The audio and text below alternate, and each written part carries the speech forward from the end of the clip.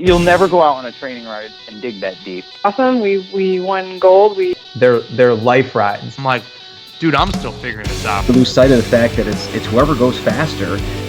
This isn't a road race. This isn't a mountain bike race. The sensei of sprint, Todd Shefty. My eyes are coming out of my head. Just get in here. Hey, cycling fans. We have a great show tonight. We have Hunter Allen back as a repeat guest and talking about the third edition of Training and Racing with a Power Meter. Kind of take us through a little bit of the differences, the upgrades from the second edition, which was arguably 2009, so almost 10 years ago. And Hunter kind of talk us through some of the high-level ideas in the book, what you can expect, some of the paradigm shifts, the evolution of the learning that we've had since the second edition came out. So really great time talking with Hunter. He's been on a book tour and been really pushing that forward and getting a lot of traction with it, and it's great to see so many people embracing it. So I hope you enjoy the show. We did get a little bit of breakup on the call, so but it did stay with it. But just know that if it's a little bit choppy, it's not you. It was a little bit of our internet connection, but we got through pretty decent with it. And so I hope you're going to be excited to kind of hear from Hunter. If you have other questions about that, please ping us on the Pack Chatter Facebook page with comments, questions, things. But I think it's a great show, a great introduction if you're not familiar with some of the new ideas. Really tune into those and enjoy.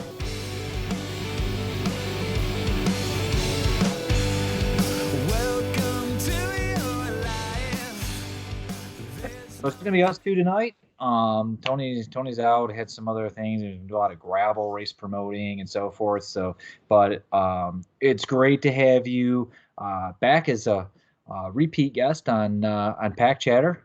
So thanks for taking time out of what is seemingly, I mean, you just have this insane schedule lately. If I'm paying attention.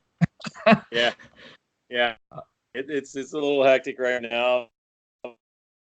It's all good. I'm off to Brazil on Monday, so next week I'm head to Brazil for a camp down there, and so it's all good though. It's gonna be fun. Awesome. So, and that's just as like a regular training camp, or is that a power camp, or what's the kind of the theme? Yeah. So we were doing 2 days that are basically advanced power training. So for athletes. And then we're going to do 2 days that are basically kind of advanced power training plus coaching for coaches down there in Brazil.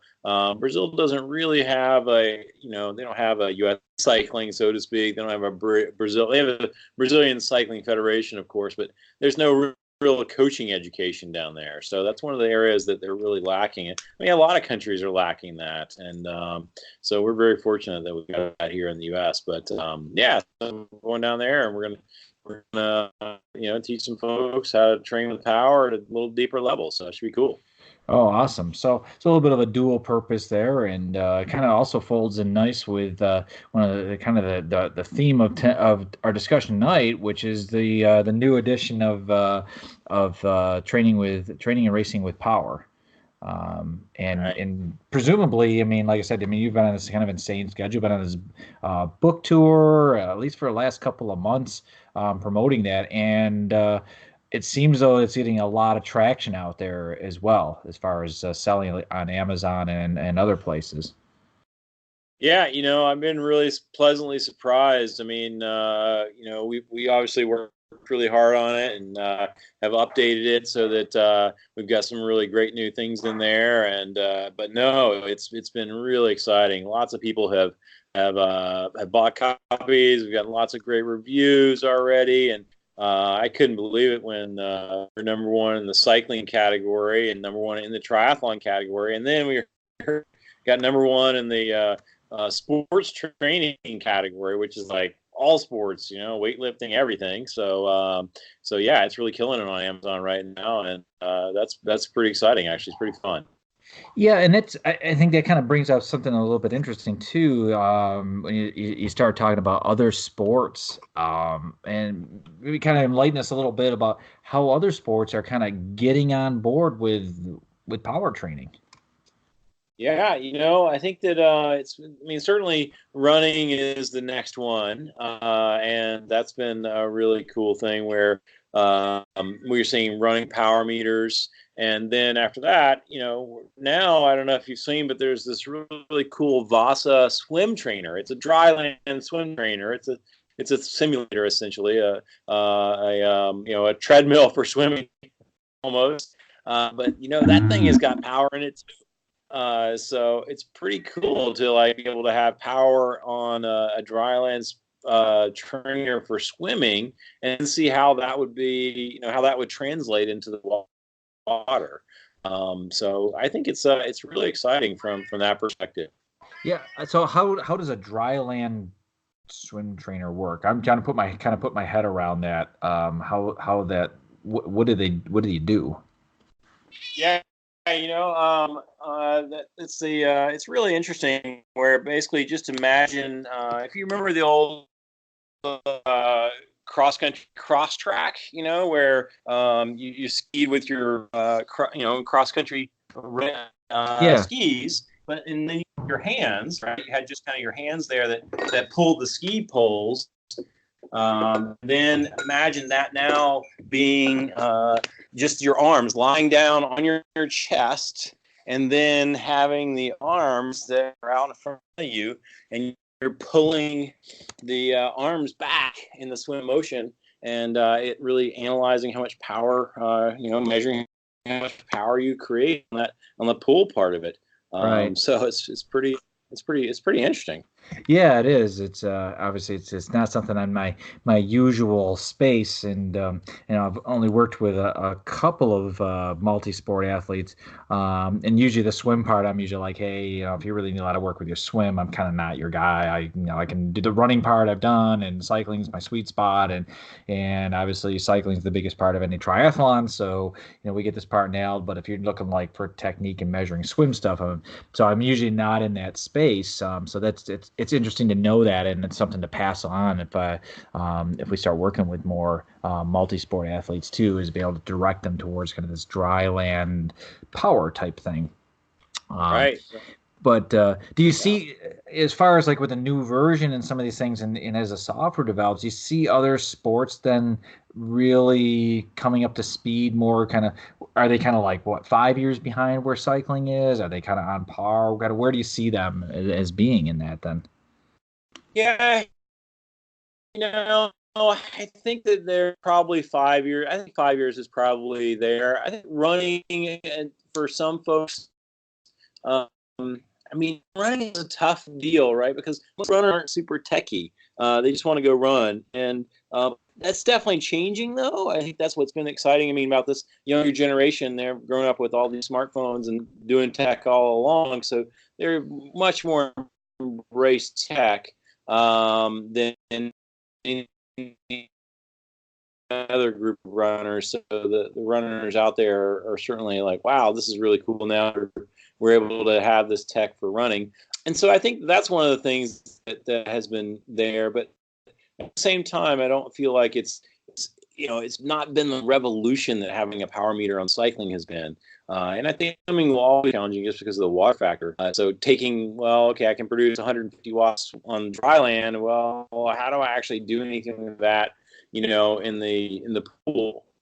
Right. So that's something that, with. But, I think that's it's coming along. It's coming along. So we'll see what happens. Yeah, but it's interesting stuff to see. And I know you've worked personally with people from other sports like sailboarding or something, and race car drivers. And it's something that's another passion of yours as well. And getting into that part of as far as other sports that people may not even identify as being trained with power. Right. Well, that's I had I coached a multiple time world champion stand-up paddleboard racer, and that was a really fun thing to do because one, he was using the Garmin 920 XT, and we were getting all of his data from the the lake He practiced on the lake every day, and then we even kind of modified some of it to get some of the stroke rate. There was a company who was developing a paddle that had string gauges in the paddle. Quite frankly, I don't even know if they did that or not, because that was like the next step was like, oh wow, there's going to be a power meter in paddles for boating, and then that could do ANT Plus to a Garmin head unit that you could mount on your boat, your kayak, or whatever, your canoe. So that was kind of cool. And but anyway, we spent a bunch of time doing training, on the bike, and then relating that training to the stand-up paddleboard. And then from the race car world, we did a lot of work. One, these race car drivers are super fit. They're crazy fit, and they're constantly training, and not just aerobically, but most of them have to do something aerobically. They're all either cyclists or runners, essentially, and then they do a ton of functional work for the car racing guys. And one of the things that was really interesting that we did was there's a company out there called Zephyr, and Zephyr makes a bio harness, and this is a really just strap essentially. That measures your breathing rate, an accelerometer in there. It's got a bunch of different metrics inside that thing. And that was really fun to see, because then you could take your phone and you could put your phone in the race car and have it syncing Bluetoothing to the phone, and the phone constantly updating the servers in the race car during the race, because it would be connected via the cellular network. And then I could be on the side of the track actually logging in and seeing their breathing rate, their heart rate, how many G's they were pulling live, during the race car. So it was definitely really cool. And certainly then I could relate that. I could take that information and give it to the engineer, race car driver, and say, hey, tell Scott to breathe. He's not breathing. right. Holding his breath. He's right. And you can see where the higher stresses are, and really start to kind of fine tune race simulations by doing other, whether it's going to use cycling or running or whatever, and kind of start simulating those demands as we've done in cycling with, it's doing a crit. And so, these are the types of workouts you're going to need for, say, racing Watkins Glen. You're going to need these 30-second efforts with, this much recovery, and really start to specialize that training by having that telemetry. Yeah, absolutely. Yeah, and it's interesting. One of the guys I've done a lot of work with, Seth Jones, his brother is a race car driver. Races at Watkins Glen and up in Toronto, and he's on this BMW team, and pretty successful. He's won a bunch of stuff. I'm not into the car racing thing, so a little bit's lost on me.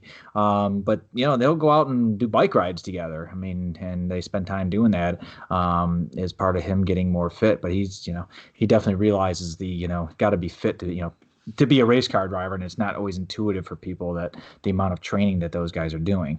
But I think to me it's really intriguing to see how that's branched out into other things, and especially as you're into now version 3 of training and racing with a power meter, and you got this 3rd edition out, and the expansion that this has happened over the last 12 years or so. Did I got that right? Yep. So. Yep. And so looking back to like 12 years ago, and I remember when I started with the first power meter, we talked about those on the other show. It was kind of more of an intriguing thing. It was kind of like, somebody got a power meter. I'm like, whatever. And you see these people training wrong. And I was with this working with an electrical engineer that was really kind of forward thinking. He said, I want to try one of these. I said, well, if you're trying, then I got to try it, because I got to figure out how to work with this thing. And I came to a seminar that you and Andy Coggin did up at Harvard, and I was like, I got to get on this thing. And how different that was than where we are now, and just seeing the evolution of that, and some of the things I hear people saying now when working with it, it almost kind of highlights that they've been left behind in the second edition, that they're not in the third edition. And I really encourage people, like, you need to update your skills. You're still back in the 5-minute blowout. Well, if they do that part right, a lot of, as I'm sure you're aware too, people neglect the 5-minute blowout because they're like, but it makes my 20-minute power lower. I'm like, yeah, because it's supposed to be an estimate, right? And so always get into well, I don't want to do that because I don't get as money. So everybody got focused on this 20-minute power all of a sudden. And I like what I see in the third edition, and it's a lot of the stuff that was coming even when we were working. Well, you guys were working on WKO4, and we were doing some beta testing for you guys and trying to figure all this stuff out like 4 years ago, how it was all supposed to function. But seeing that transformation, so I wondered, like, maybe you could kind of take us from like a 50,000 foot level first. Like, what are the big changes that you see from second edition? And I don't even remember the first edition. I don't know. Did that ever make it to publication? Where was the first edition? Oh yeah, the first edition came out in 2006, and then 2009 was the second edition. So yeah, I mean, it's been 13 years since the first edition, which is pretty amazing. Yeah, I mean. And obviously the because the revolution was there, and the first one to the second one, you guys made a lot of big monumental steps early on, and it really set the standard.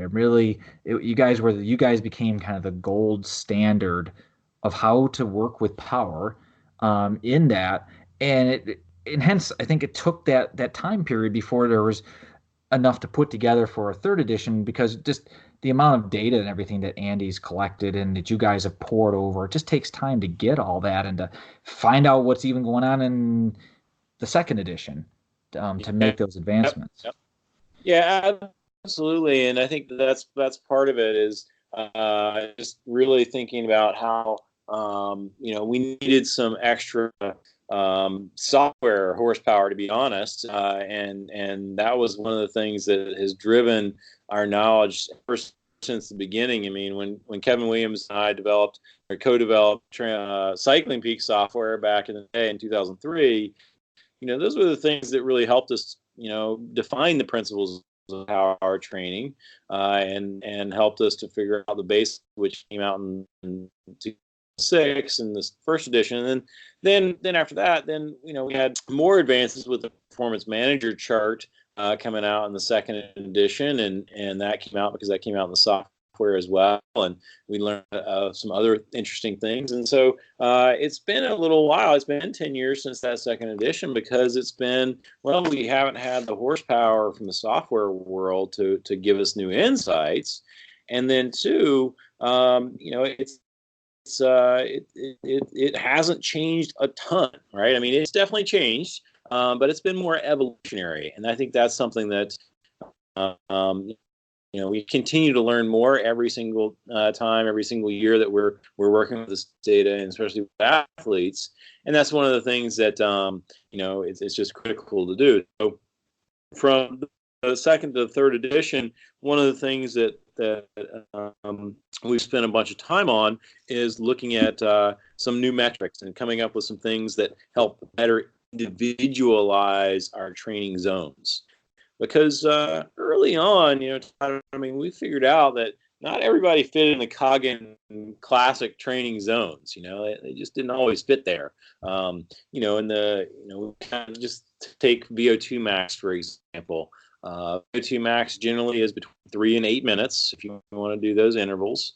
And it's between 106 and 120% of your FTP. So if you kind of take 5 minutes and you take the middle of the intensity and take about 115% or so, 113, 115%, and say, well, gosh, for 5 minutes, you should be able to hold 115% of your FTP. Well, God, we found people could hold 150% of their FTP for 5 minutes. And it's like, what? No way. How is that even possible? Right. So, yeah, and that was like, oh, wow. Okay. So basically that just means that, there are outliers. There are people who have incredible VO2 maxes that don't fit in the classic training zones that everybody everybody else. I think that was the one of the impetuses behind trying to, well, how can we really individualize our training and look at it from that perspective and figure out, where do your energy systems change? Because to really simplify it, right? I had I was talking to my kid actually the other day. My daughter's running track, and we were chatting about, kind of just and talking about training and stuff, and I said, well, to be really simple, there's like 3 energy systems. There's aerobic. You're producing energy aerobically. Then they're anaerobic. Now you're above some threshold, and then you're producing energy anaerobically.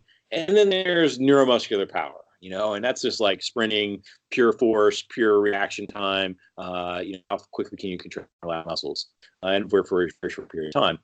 So when you think about those energy systems, there's just really 3 of them, and then we categorize them based on what we know and how the different training effects are. So, okay, I need this endurance because this is the place that you can be at endurance pace, or really a pace that you can hold for 14 days. Okay, and this is a pace that now you're holding for an hour. This is your FTP, and this is a pace that you hold for 30 seconds or whatever. So we're putting time constraints around it, and so what that did was it allowed us to think about, well, how can we take the mean maximal power curve? So just as a reminder, the mean maximal power curve is what you actually did. So if you did 37 seconds, how many watts did you do? Oh, I did 537.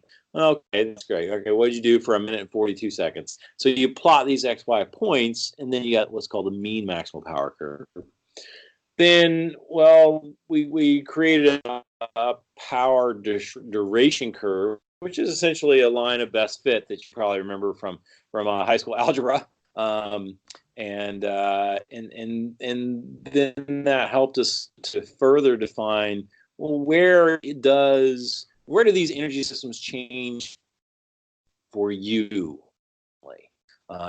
And so that's the being in the second edition, the third edition. Right, and I think it's an interesting thing when I think back to the second edition, and we were all getting on board with it. Okay, well, you're gonna do this protocol, and you're gonna figure out this FTP, and then we're gonna take these and we're gonna create the zones based off the percentage of FTP, and exactly that thing happened where I'm over there going like, if I had trained at this level, I'm not going hard enough because I happen to be a rider that's more of a sprinter, so I have a high FRC, and so all of a sudden I'm like, if I'm doing 115% for this time, I'm not gaining enough from this, and I was working with some other sprinter types. I'm like, this isn't working. So I would always be bumping the levels, right? I'm like, or I just be like, hey, look, I want you just giving me everything you got for this time frame, because I don't really know how to kind of quantify it. So it's kind of trying to figure out like how to work with these people that didn't fit that time trialist kind of Andy Coggan phenotype, right?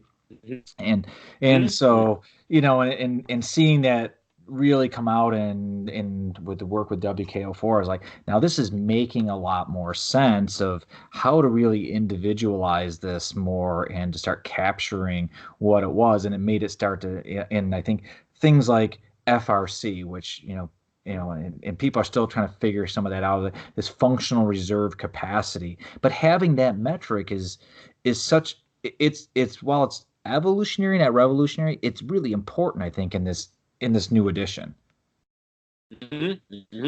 Absolutely, and I think that's something that so out of that power duration curve comes some concepts like what you just mentioned, FRC, functional reserve capacity.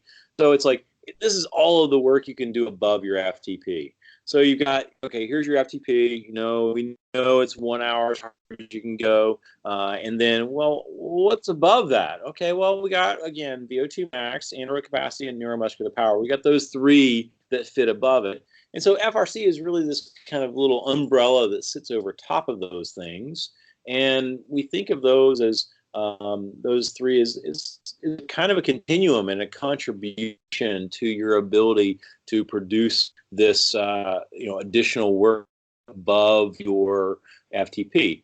And it's a capacity, so think about it as a battery, right? I mean, it's like like I said, I'm a huge car racing fan, right? And the Formula One cars, they've got these great electric engines that are charging batteries, and you have to charge the battery, and the battery is getting charged by the regenerative braking every time they go in a turn, and so that charges that battery, and then they've got extra 100 horsepower. They can push a button on their steering wheel, hold down the button for 10 seconds, and then hold the button down all the way for 10 seconds, and then it gives them a real boost. Hold it down for half of the way for 10 seconds, and then it gives half of that. So think about that, right? When next time you stomp up a hill as hard as you can go, like you're pushing the button on your handlebar, right? And you're getting a boost of, I wish, 100 watts. Maybe it's 100 watts. Maybe it's 200 watts. Maybe it's 500 watts more, right? But if you do 500 watts more than what you're normally going to do, you're probably going to use all that functional reserve capacity pretty quick. Right. Well, if you do 200 watts more than your FTP, you're going to be able to go longer. And so that's a great way to think about what FRC is. Another one that we talk about, and you've probably heard it all again since high school, is stamina. You need to improve your stamina. Right. Well, stamina is a somewhat nebulous term, that we've always equated to endurance. You have more endurance, you have more stamina. But what we've done is we said, well, let's really further define, and let's say stamina is your rate of power decrease past an hour. So like if you do, say, 300 watts for an hour, and then at 2 hours you do 200 watts, and at 3 hours you can only do 100 watts, then your stamina is really poor, right? Or if you can do 300 watts for an hour, and then at 2 hours you're still doing 280, and then at 3 hours you're doing 260, then your stamina is really, really high. And that curve, that line, goes down in a much more gradual slope. So that's another great concept that is important to think about. Yeah, and I think that's one that's I think trying to put your head around stamina, because I think it is, you get kind of confusing or confounded with endurance, and it is tightly related to that, but at the same time it's how is that measured, and you're really kind of looking at the slope of how that falls away when it starts to fall away, and how steep is that slope, if you will, when you're looking at that percentage number. And those things, and understanding the interrelationship of those things, and Tim is absolutely out of his head awesome with there's the group on Facebook, the WKO forum, and he's always there interacting with people and really clearing a lot of these things up on how these things interrelate when you start getting FRC, the modeled FTP that's a part of WKO4 in the 3rd edition as well, that you didn't have before. So the improvement of those models, and then how those things interact when FRC goes up and model FTP goes down, and how those things are interchanging, I think is some of the really key elements that people would find in the new edition that they'd be really missing out with if they kind of say, like, well, I'm gonna take the 2nd edition. I'm gonna be, well, and arguably I was kind of like, it's kind of good, better, best practices. I would say to people, right? It's sort of like, well, no training plan is kind of like, okay, it's better than sitting on the couch. But a well constructed plan is better than just a plan. And then there's better plans and great plans. And I think this kind of same thing is, you can start getting people into the kind of the newer paradigm, if you will, of, hey, let's not the 20-minute tests were bad, but there's even better tools. Yeah. Right. Absolutely.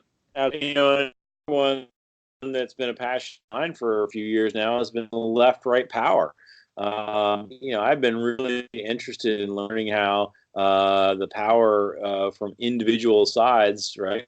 What happens your right leg, depending on your left leg, plays a role. And what the differences between the two different legs. And we've learned a ton about that. And when we call when your leg goes from 0 to 180, the positive phase of the power stroke, we call that gross power release. So you're releasing the power. And on the upstroke from 180 to 360, we call that gross power absorbed, because there's actually negative forces. You're resisting yourself. And that's something that, you just you don't think about. And one of your goals is to get your leg out of the way. Like, just get your leg. Right. Get the leg on the upstroke out of the way. Well, it's like I would tell people with we're doing track work and things, right? I'm always calling it, don't hit the back of the pedals, right? It's like, I don't want to reverse snap that chain of, in an extreme sense of what you're talking about is not keeping up with it, and then you slow yourself down on the track bike because it's fixed gear, and all of a sudden you hit the back. I call it hitting the back of the pedals, and you're slowing yourself down. But you're doing that in a really small way when you're not efficient, and you can look at left-right pedaling.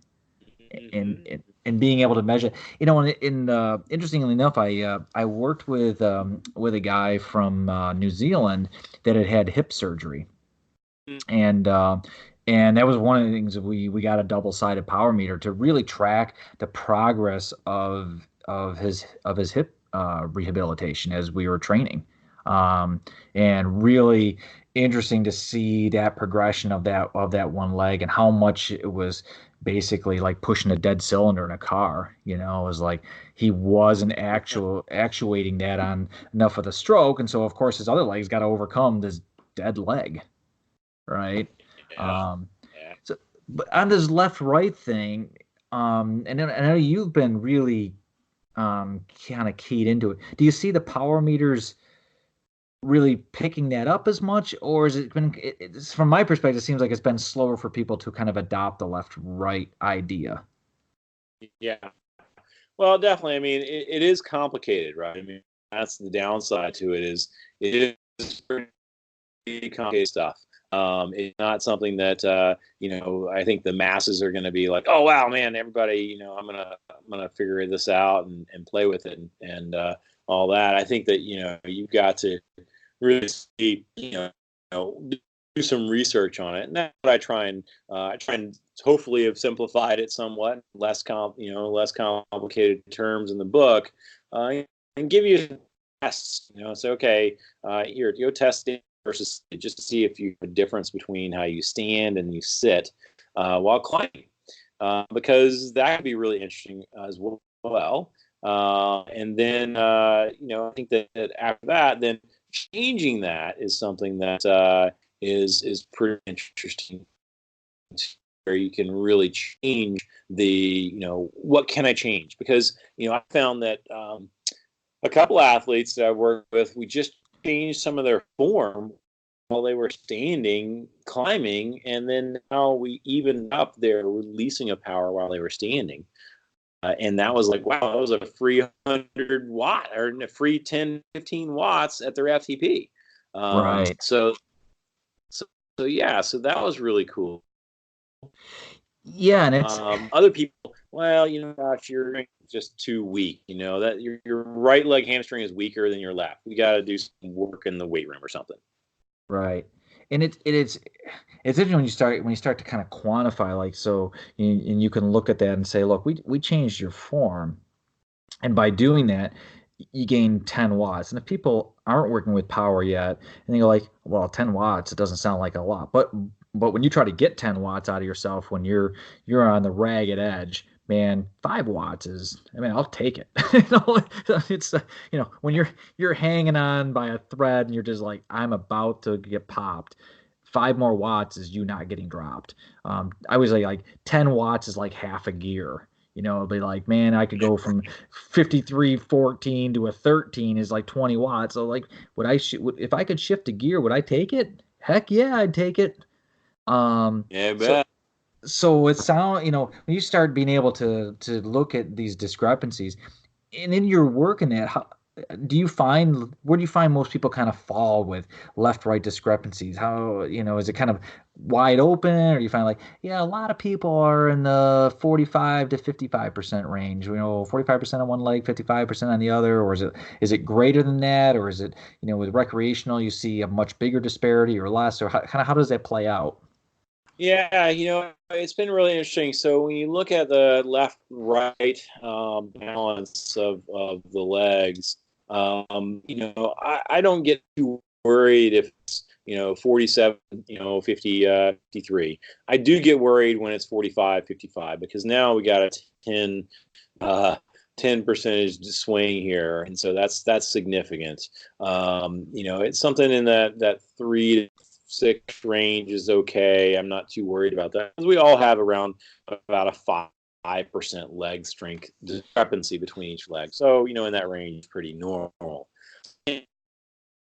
So I say that, we just need to, think about those that. But the problem, so we come to some of the problems here of this as well, is like, well, the ant plus balance, when you look at balance of your Garmin head unit, you're looking at your balance of the left leg opposing the left leg and the right leg opposing the right leg. So it's the right leg power and then the left leg power. But we all know, right? I mean, your left leg goes down. What opposes it? Right? So it's the right leg that's absorbing power against the left leg, and then the right leg goes over, and then the left leg absorbs power. So the balance in the Garmin Ant Plus head units and stuff isn't really technically correct, and it could be very misleading, especially if you've got like resisting more than. So that's where I think that we just need to work on. I mean, what we really need is I'd love to work with somebody out there who's listening, who's a programmer and can make an IQ app for me, because I could make a really IQ app and actually have the right numbers for balance and gross power release, all this stuff. Anyway, So anyhow, that's really what I'm looking at. The bigger thing that concerns me is how much power are you absorbing? Right. And if I see a new rider in the first couple of years of riding and absorbing 40 watts, I've even seen 50 watts. Jeez. Which is a massive number, as you know. Yeah, it's crazy. I mean, when you figure you can cruise around on flat ground, a 150-pound person at 140 watts.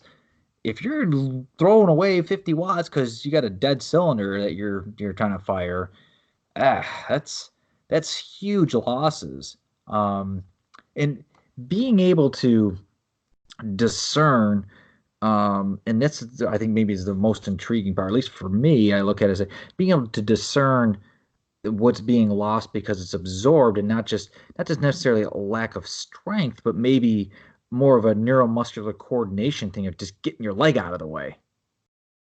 Right? Because we could go like, oh, Hunter, you should do more. What you need to do is more work on your left leg because your hamstring's weak. It's like, it's not weak. It's just not moving fast enough. It's just, you're just not firing the muscles to get it out of the way, and it's absorbed. So I think, those elements that you're hitting on here with absorption, and not just saying, well, the balance is, 40, 60, strengthen your left leg. Well, but that's really not the issue. I can make that leg stronger all I want, and I'm still going to be absorbing that energy. So it'd be kind of misdiagnosing the problem. Mm-hmm. If you will. So, so when you see that kind of absorption things, what kind of things do you start to prescribe to people then? If you said like, it's an absorption, it's really not a strength so much issue as the fact that you're just soaking it up over here on the wrong side because you're not getting your leg out of the way fast. So what types of things do you do for in those cases then? Well, I tell you what, I mean, actually a lot of the stuff that you do, as a track racer. Number one, I get them on rollers, right? I want them on rollers because, then that way they're they're being forced to pedal at a fast rate, balance themselves. Two, I get them to do a bunch of cadence drills.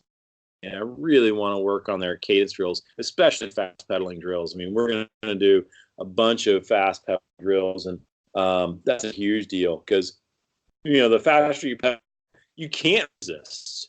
And if you get your kind of proprioceptive neuromuscular connections you're trying to make, you're just trying to get that leg so that it fires faster. So pedaling quicker really makes a big difference. So yeah, I mean, the kind of same things that you might do on the track, and to learn how to pedal quicker, to learn how to pedal with less energy, more economically.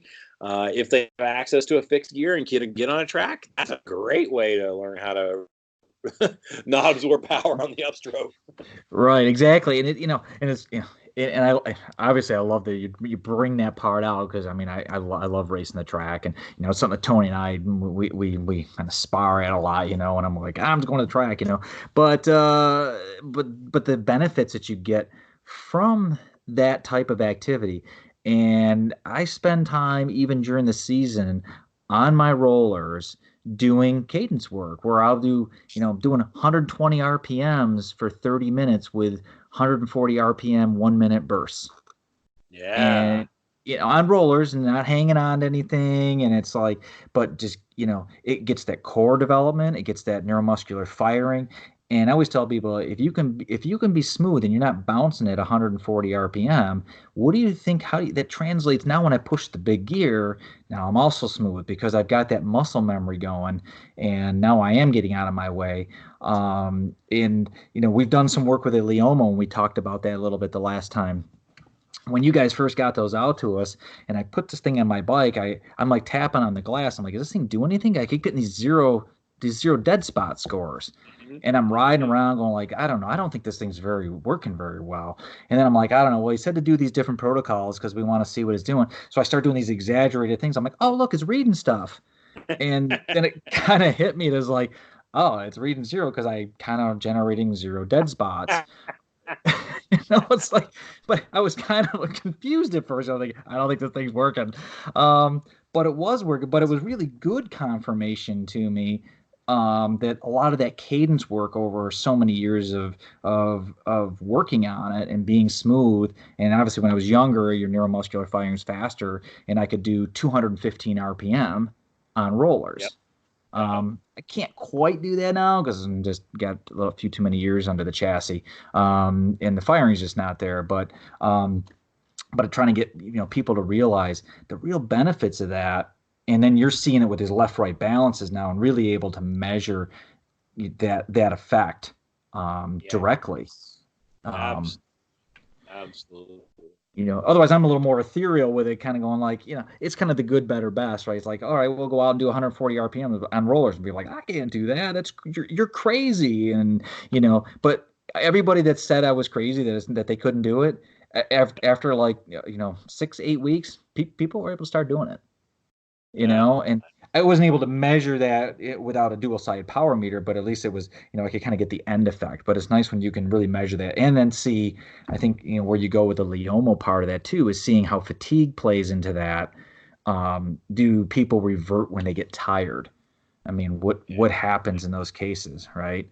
And I think that's some exciting stuff too, is to start being able to parse that out. That the Leomo device kind of adds into the third edition ideas of dual side power meters and some of these other metrics, to start going like, okay, if I was to do that, what are the effects of my fatigue? How does that play into it? Do I get sloppy? Like, I find, like, for myself, if I want to get really lousy pedaling, all I can do is like be noodling around going easy, and then I'm like a 10% discrepancy. And the harder I go, the closer it gets to 50-50, where it's like when I'm really horsing on it, I get 50-50. So I don't get too worried about it. But I'm like, geez, I'm riding around doing a nice little easy night, and like, geez, my left leg is always lagging. when I'm just Right. noodling around 90 RPM, just riding, 120, 140 watts, and I'm just like, oh, I'm just goofing around. I'm like, geez, the balance is terrible. I'm like, what is my? But I'm like, I'm not focused on anything either. Right. So I don't get it. Well, and that's when there's this idea of entropy. Entropy is you get more organized and less organized, and so and when you're noodling around, you're very disorganized. Like you're Right. flopping, you're just kind of riding along, and you're not doing much. And so, but then as you get closer and closer to your FTP, now you become more and more organized because now you got to focus to put that power down. Right. And then when you go above your FTP, you start to lose the organization because now you're kind of struggling. You're punching at the pedals and you're doing everything. You're rocking your body. And you're trying to produce more power. And so you become less organized after you've gone past it. So that makes perfect sense. I mean, that makes perfect sense.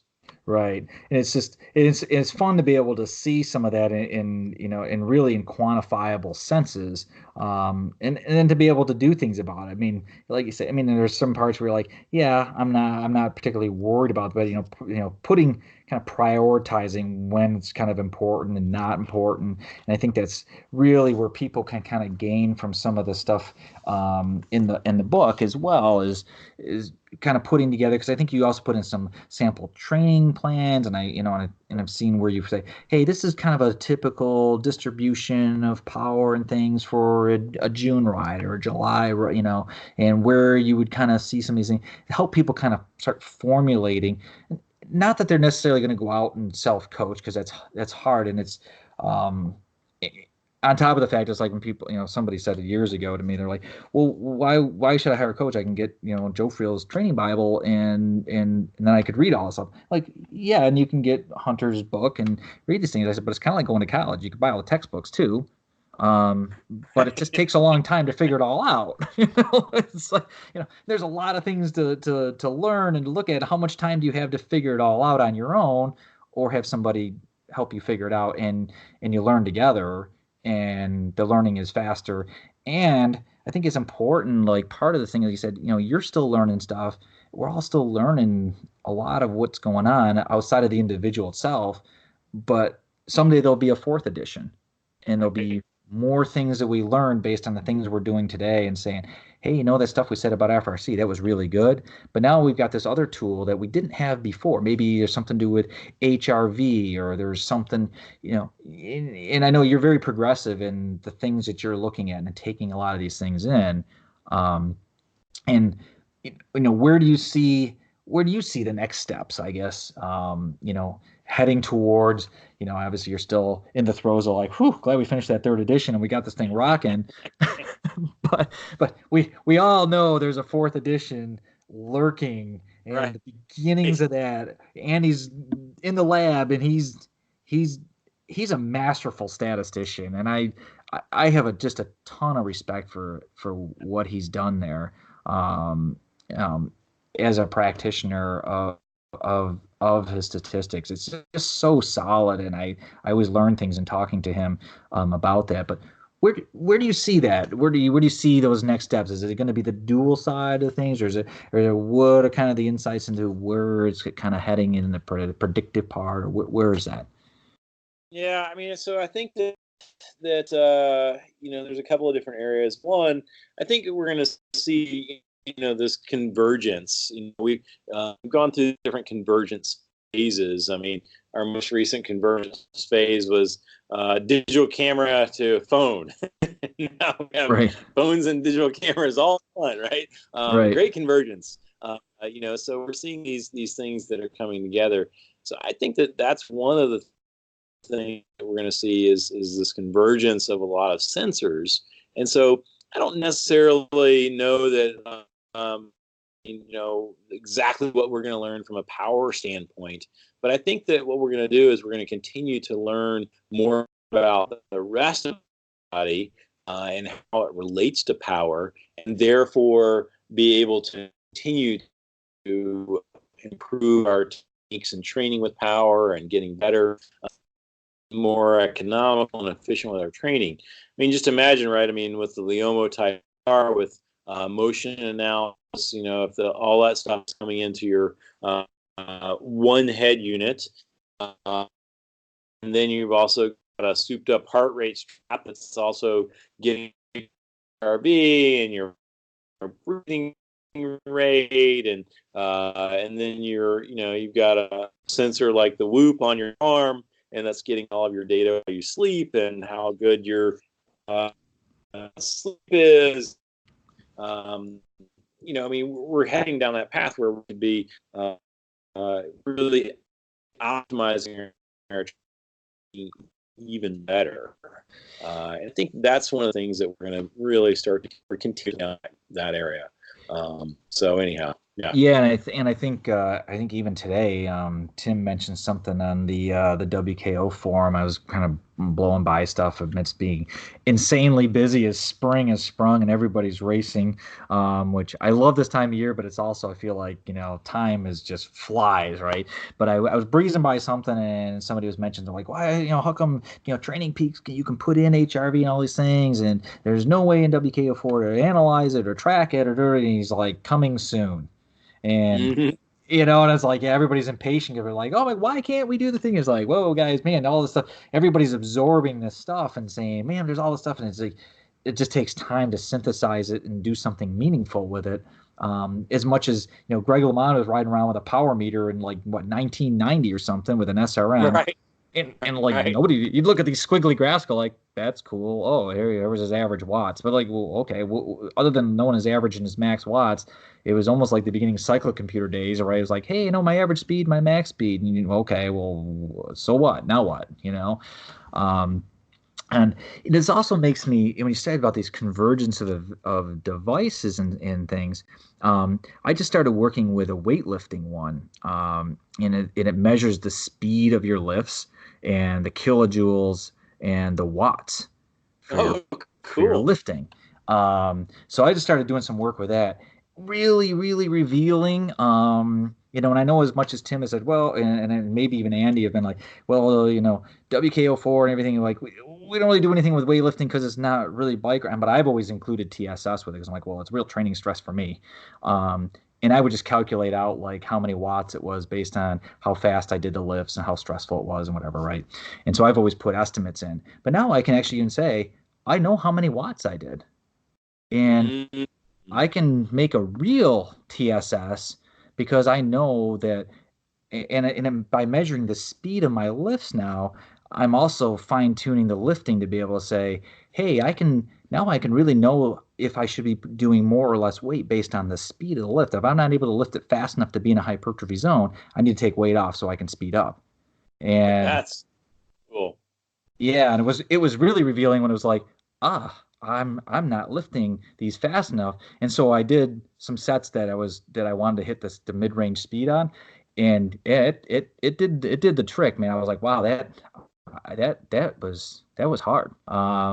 So yeah, I see the convergence of devices, and it's a really inexpensive device and really cool. And I plan on giving it to especially my fast guys, my track guys and girls and sprinters, like, because I have keep them on the weights more. Now I can track that too. Yeah.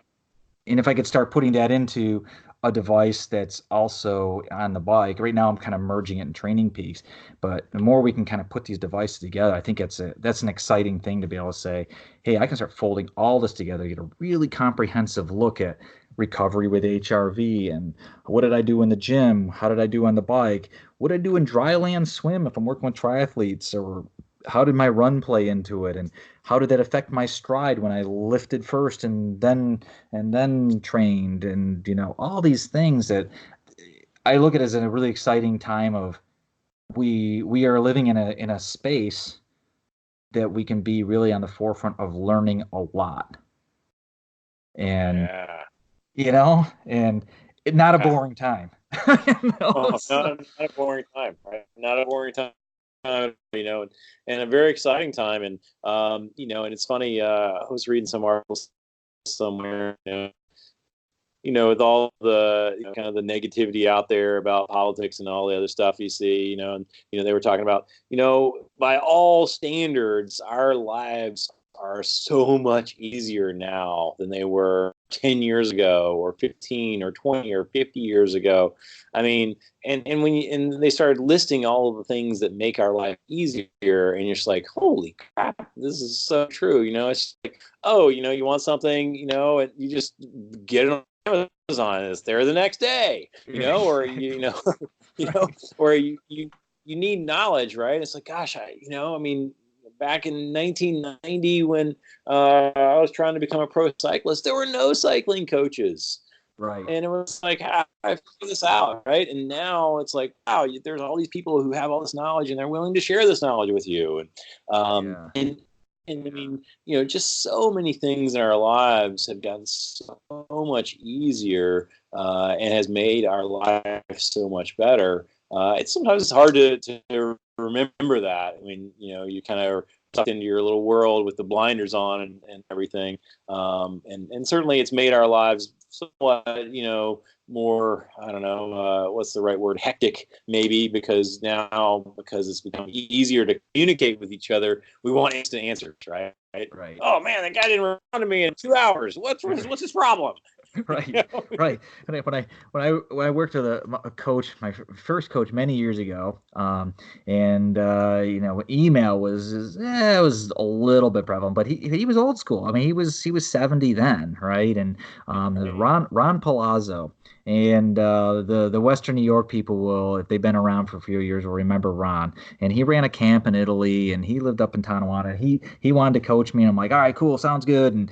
And I would laugh because he would USPS mail me a schedule, right? Like, here's what I want you to do, and it was 2 months of the same thing, but he would mail this thing, right? And then I would make photocopies and I'd send it in and then mail it back to him. Right. And I mean, this is how we communicate. Or he'd call me on the phone and we would just talk, and it's like, it was really this much more old school. And it was harder to exchange that information, harder to do all these things that we, like now, athletes they text me during the day, hey, I got it, or they just put a comment in Training Peaks and I can pick it up and I can comment back. I mean, there's like 3-4 easy ways of communicating. We have a personal assistant in our hand. I don't have a secretary. I don't need one because I just say, Google, remind me to call so-and-so at 4:30. And at 4:30, my phone goes off. I'm like, oh, I got to call this guy. And I do.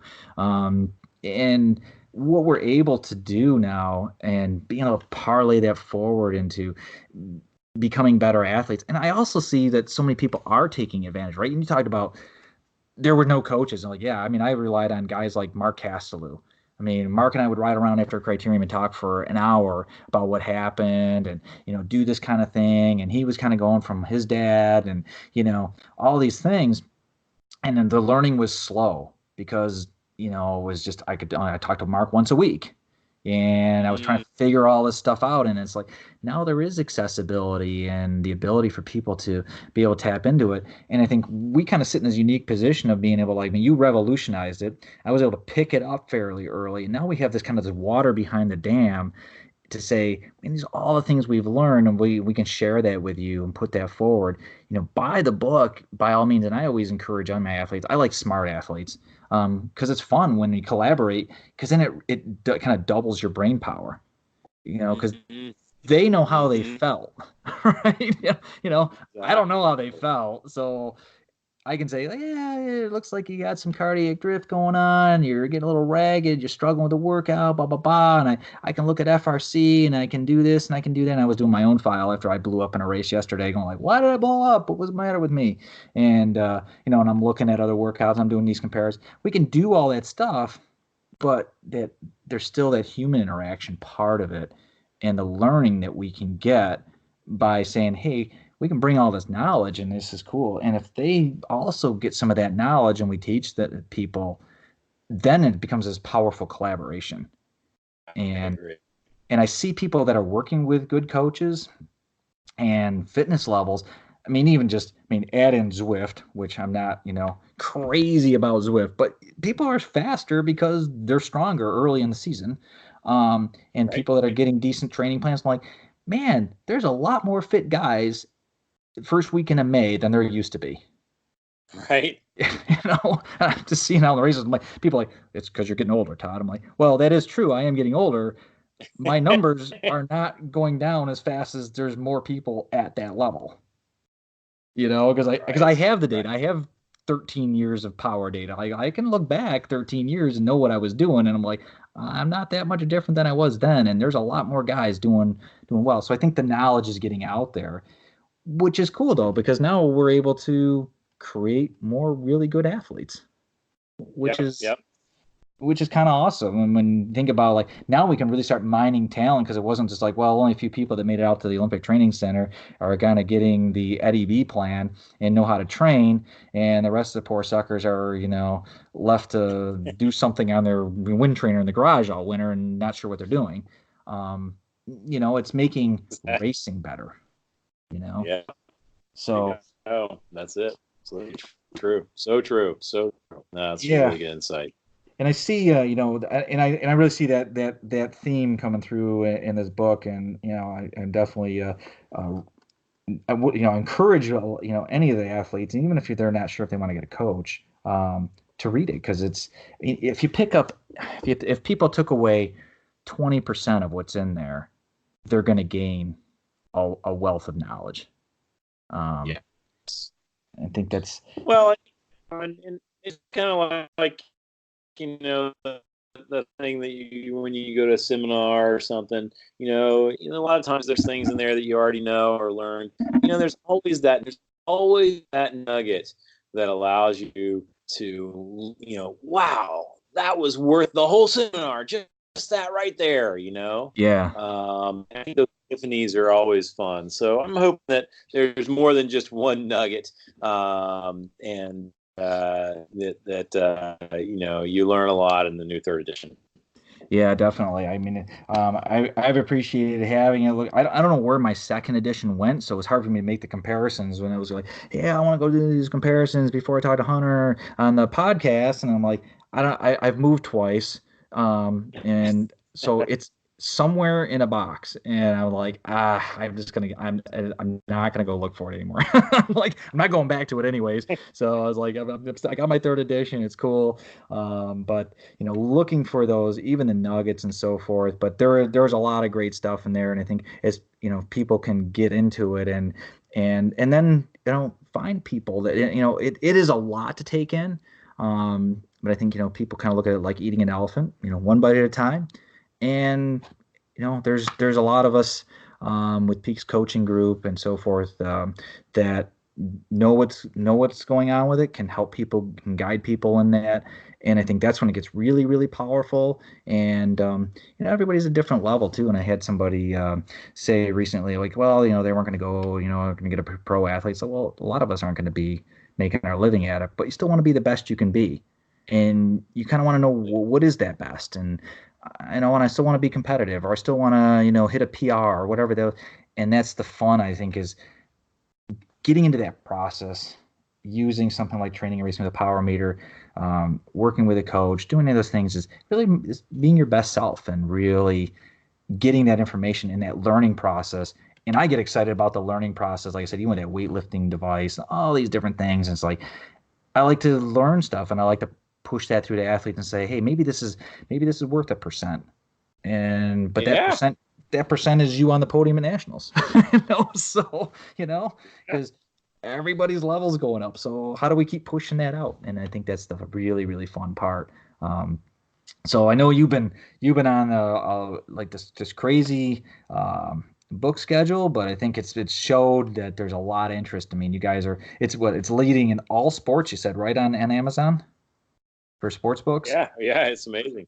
So, yeah, it's incredible. It's super exciting. So yeah, go out and get a copy. I still have copies available, not too many left, that have been autographed by all 3 authors. So go to shoppeaks.com and then go into the books category there. They still have a few copies, so grab a copy now while there's still a few copies left, and we'd be glad to send it out to you. Awesome. And if anybody can't get there, please, like, I have a pretty large digital footprint and I answer email, so just Google search me, whatever, email me at Todd@peakscoachinggroup.com or coach@legacycycling.com, or just Google me, find me, get me through the Pack Chatter podcast, whatever. But don't pass up your opportunity. Hunter's got a few of them.